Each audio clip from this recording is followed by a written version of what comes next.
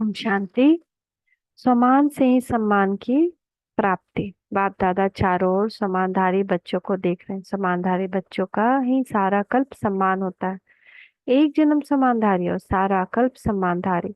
अपने राज्य में भी राज्य अधिकारी बनने के कारण प्रजा द्वारा सम्मान प्राप्त होता है। इसलिए हमेशा हर घंटे चेक करना है, मैं किसी सम्मान में स्थित हूँ या नहीं।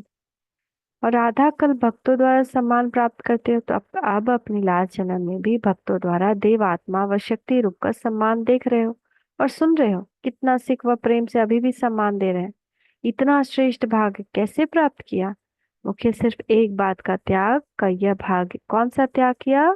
देह अभिमान का त्याग किया, क्योंकि देह अभिमान के त्याग के बिना सम्मान में स्थित हो ही नहीं सकते। इस त्याग के रिटर्न में भगवान भाग्य पिता भगवान ने यह भाग्य का वरदान दिया। दूसरी बात, स्वयं बाप ने अपने बच्चों को सम्मान दिया है। बाप ने बच्चों को चरणों की दास व दासी से अपने सिर का ताज बना दिया।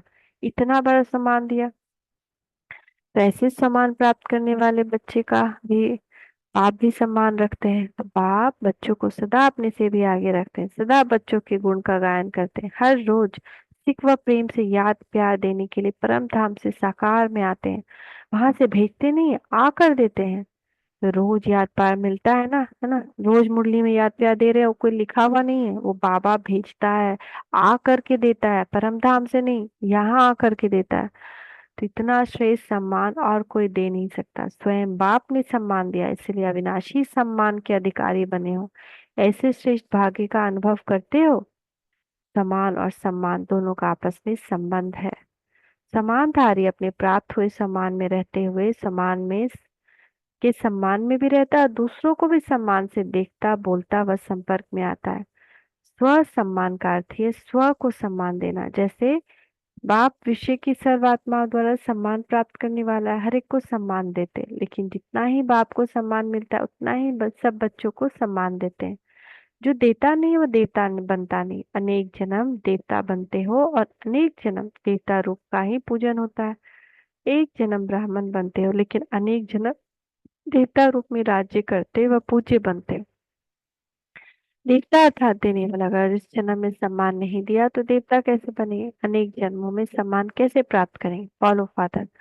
साकार स्वरूप ब्रह्मा बाप को देखा, सदा स्वयं को वर्ल्ड सर्वेंट कहलाया, बच्चों का सर्वेंट कहलाया और बच्चों का मालिक बनाया। सदा मालिकम सलाम किया। सदा छोटे बच्चों को भी सम्मान का स्नेह दिया। होवनहार विश्व कल्याणकारी रूप से देखा। कुमारियों व कुमारों को, युवा स्थिति वालों को, सदा विश्व की नामी ग्रामी महान आत्मा को चैलेंज करने वाले, असंभव को संभव करने वाले, महात्माओं के सिर झुकाने वाले, ऐसी पवित्र आत्माओं को सम्मान से देखा।